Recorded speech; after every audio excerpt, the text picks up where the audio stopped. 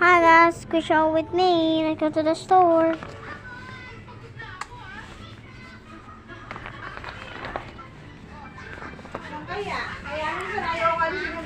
I have my own bag right there.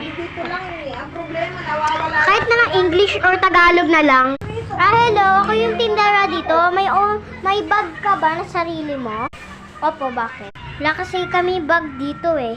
Buti naman meron ka. Ito yung pera ko, guys. O sige, akin na muna yung ano mo, bag mo. Para ilalagay mo yung mga squishy mo. Squishy hold ka, diba? Opo, ito po.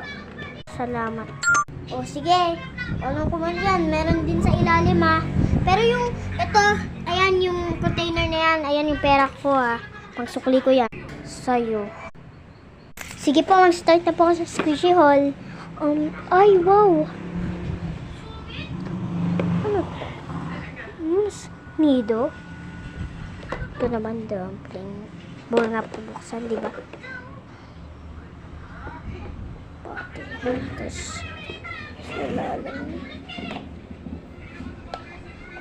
Tapos, siguro, oh! May nido dito na cube, oh! Nido cube. Sa akin nga pala to guys, lahat ng to. Pero pera sa mama ko. Naram ko muna. Pero may air. Okay lang yan. Kano kaya to? Ate, magkano po to? Ito po, ate. Magkano po to? Alin ba? Ito pong pink nido squishy po. Magkano po to? Ano yan? Ano lang yan? 10 lang yan. Ay, hindi. 5 lang. 5 lang yan. Mura lang yan sa amin. 5 lang yan. 5 lang yan. Totoo ate. Sige po, bibiling ko po. Wait lang po Akin na po yung bag ko po. Hindi na po. Bibigay ka na. Lalagay ko po dito yung ano ko. Wait lang po. Dito mo ilagay yung ano mo. Yung mga bibilin mo. Okay po. Ito yung nido. Pag hindi na kasya, dito mailagay o kahit saan na lang. Kahit dito, kahit saan. Sige po. Gusto ko din to bilhin Ate, magkano naman po itong diamond na nido squishy na pink?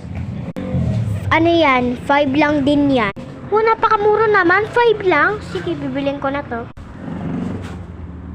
Ate, magkano din po ba itong butter? Ayan, 10 lang yan. 10 lang. 10 lang po. Sige po, bibilin ko na din po. Bibilin ko na din po itong dalawa na po ito Part 2 guys, part 2. Let's go.